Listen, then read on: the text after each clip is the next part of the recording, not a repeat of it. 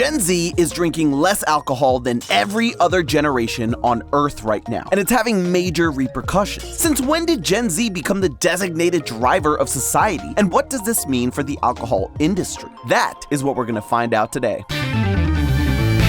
Hello, Internet! Welcome to Food Theory, the show that's the perfect mocktail of chaos and edutainment. And yes, I did say mocktails because that is what's all on the rage. Cocktails are so blasé, so 2024. But you know what's not blasé? Clicking that subscribe button. But back to the point, why? Because Gen Z just isn't that into drinking. That's right, the same generation that revived Y2K fashion, embraced oat milk like it was liquid gold, and somehow made Crocs fashionable again, is now making alcohol-free living cool. And when Gen Z decides something is over, it's OVER. And boy, is it. They're drinking 20% less than the generation before them, the Millennials, and 33% less than the other generations when it comes to beer and wine. For generations, drinking has been a cornerstone of social life, adulthood, and even celebrations. College parties, happy hours, wedding receptions. Alcohol has been at the center of all of it. Sure, it's not like everyone drank. There's plenty of people of every generation that don't. And yet, it's specifically the drinking rates among Gen Z that are plummeting. Bars and nightclubs are struggling to keep young customers, and they're scrambling to understand how to entertain people that just don't want to partake in drinking. At first, this might seem like just another quirky generational shift, like the sudden return of bell-bottom jeans or that hairstyle that every Gen Zer insists on getting. But this is not just a passing trend. This is something that's already reshaping industries, marketing strategies, and even the future of alcohol itself. Because here's the thing, this might be bad news for the alcohol brands out there. This is an industry that has spent billions of dollars making sure alcohol is seen as an essential part of adulthood. But now, their golden goose, the young adult demographic that kept bars full and liquor sales booming, is disappearing. So let's be clear here. We're talking about people born between 1997 and 2012. Now that the oldest Gen Zers are in their mid-20s, gag, they are entering the consumer world, making their own purchasing choices and having a heavy influence on brands, trends, and everything else. So companies are starting to take note of Gen Z's interests. I talked about this in our Chili's video a bit more, so make sure to check that one out, but basically, they're the captain now. And with that power, they've decided that they liked dry January so much that they're just gonna make it dry the rest of time. Statistics show 70% of people in Gen Z are choosing non-alcoholic beverages over the other kind. Only 18 to 20% of Americans of legal drinking age under 28, which is the cutoff point as of this episode for that group, said they regularly drank beer, wine, or spirits. Like I mentioned earlier, among millennials who were born between 1980 and 1994, consumption was way higher, especially for beer and wine. It's not just in the US either. In the UK, over 1 in 4 young adults now identify as non-drinkers, a number that has doubled in the last decade. It's astonishing. Even in countries with deeply ingrained drinking cultures, Germany, Spain, and Australia, young people are simply not reaching for booze like their parents did. But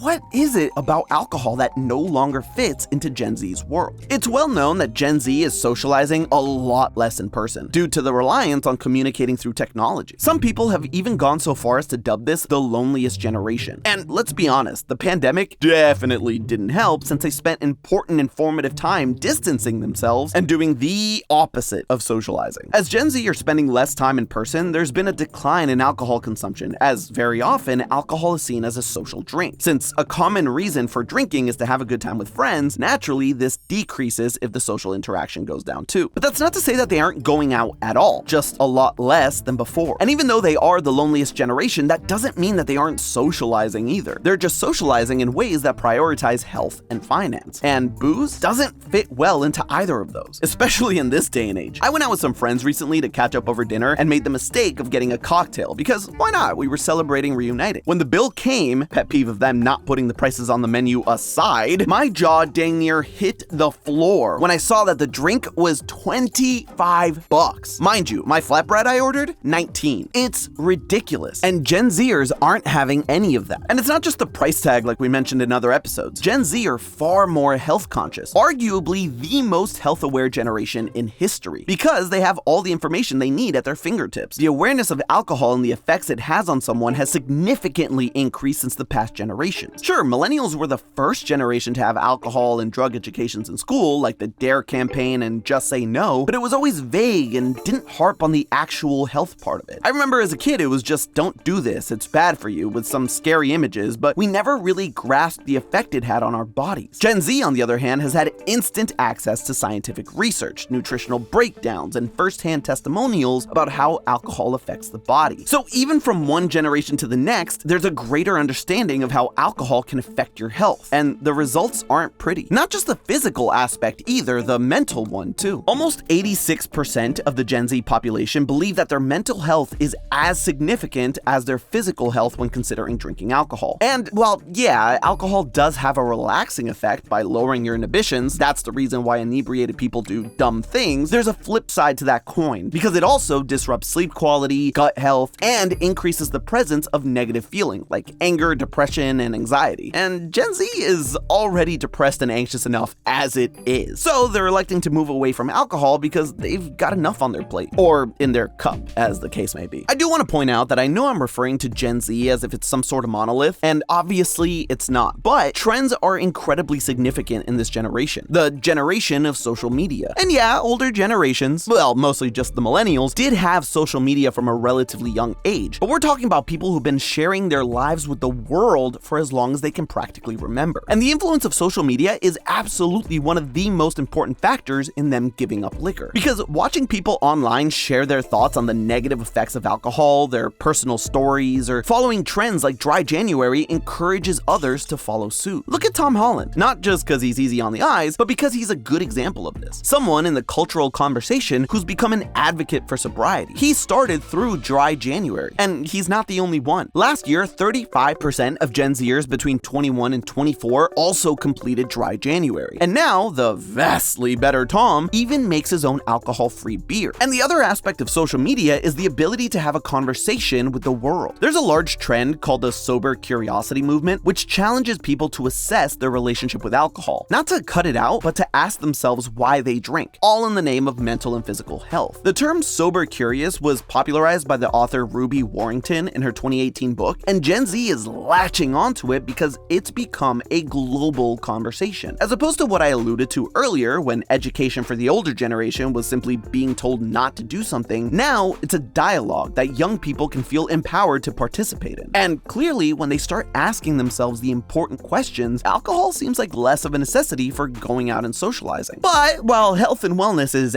absolutely the primary concern and driving factor of sobriety for Gen Z, we can't really leave out how expensive it is to drink. Almost a third of young people choose low and no alcohol drinks specifically because they're cheaper than the alcoholic versions. This isn't to say that they're all about saving money and penny pinching. Sure, harsher economic reality right now between student loan debt, skyrocketing rent prices, and an uncertain job market, but the youth are actually happy to shell out cash. They're willing to pay more so long as it's a better quality product. Trends from 2024 show that when Gen Z do drink, they prefer premium beverages. Gone are the days of slamming down whatever's cheapest at the bar. Gen Z would rather have one high-quality, carefully curated drink than 5 that taste like bad decisions. They're trading quantity for quality. So here's the real kicker. This isn't just about drinking less. It's about drinking differently. And the alcohol brands are listening closely. That's because Gen Z isn't killing alcohol. They're reinventing it. Say what you will, but this generation knows what they want. And they have standards, which is more than I can say for the frat bros of my college years downing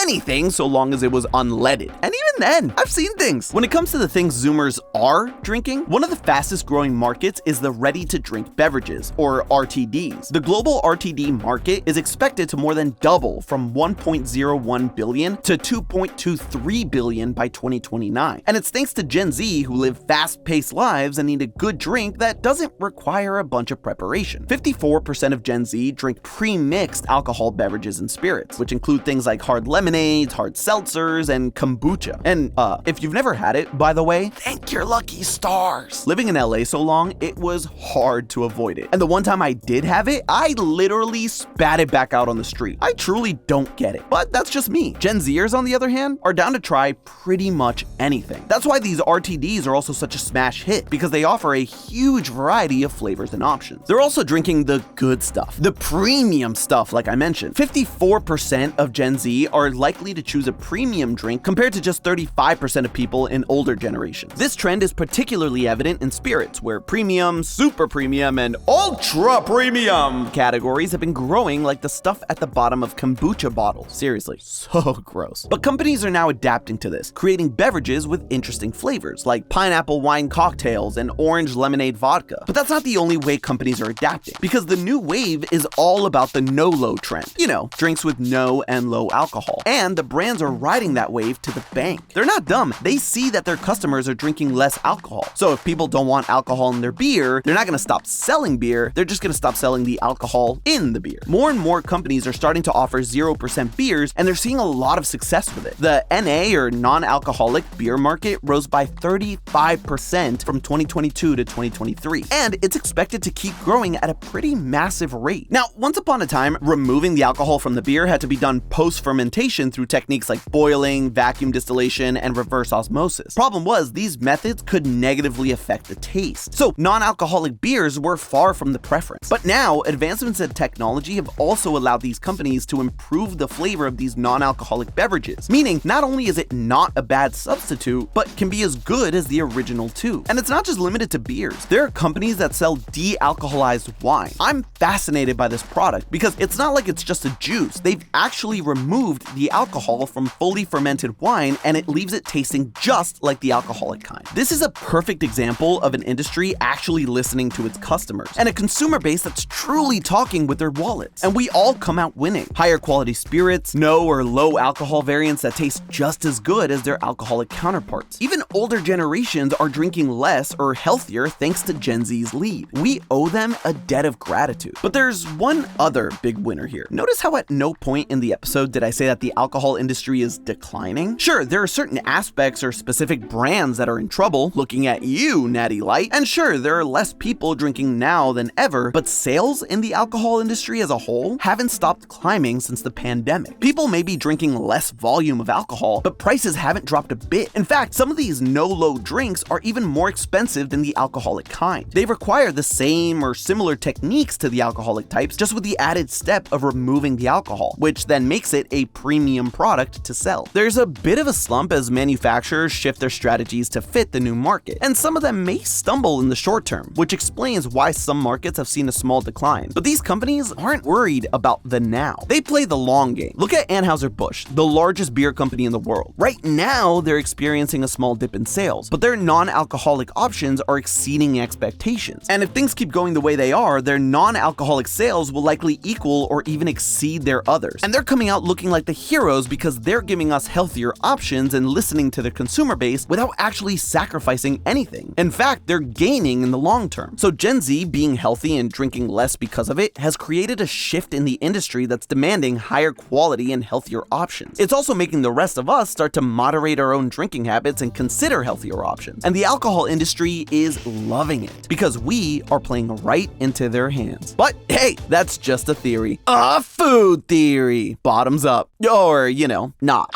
And hey, if you like this, make sure to check out our video on the Uber Eats conspiracy. And as always, I'll see you next week.